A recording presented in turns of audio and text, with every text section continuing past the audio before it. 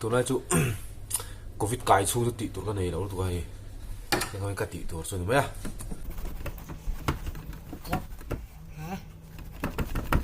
covid cái đấy nè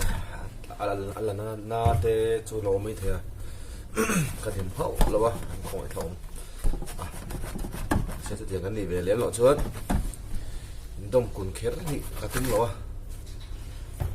tiền tị tụt thì tiền căn tị tụt này chun ý là invel hi lính ta khen lâu tị mấy là và thiên gia đã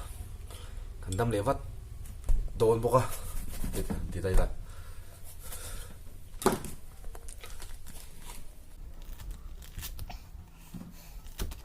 thế thì tầm tụt tiền chuồn chuồn ấy lắm bằng hết chứ hẳn đấy thấy biết rồi mới là chán mấy hay là khối nè chuồn ấy sẽ trọc tụi em ấy khá về miệng lâu lên ha là giờ về miệng lâu lên ha là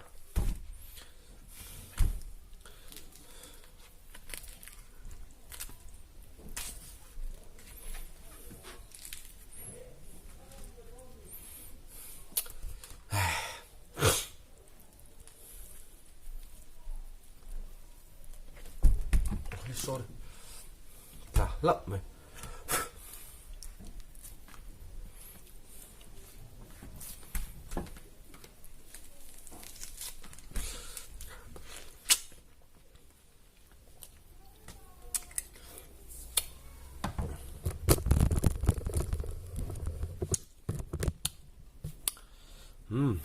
mày sẽ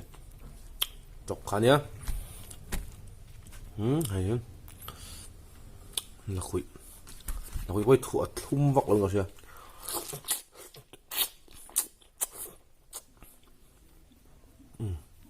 thum thum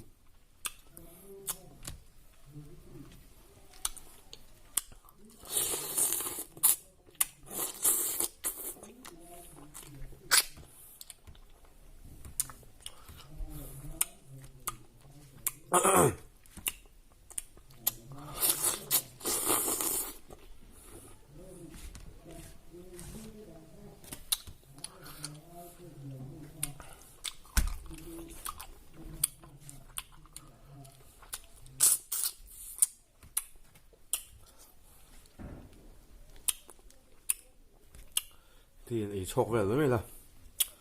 khải cái đấy thấy cái lỗ ý thì đâu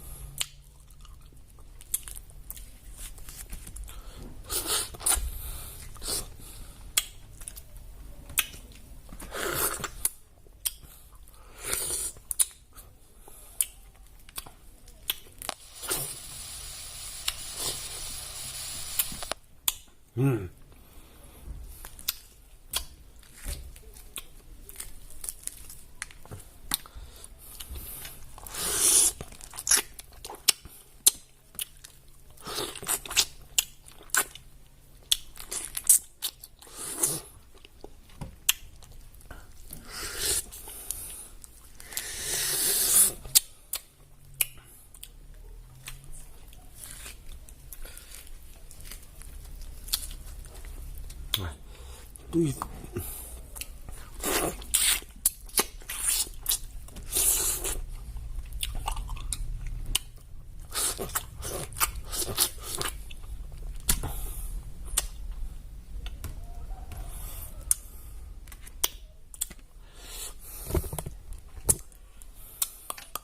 Cá chùm to.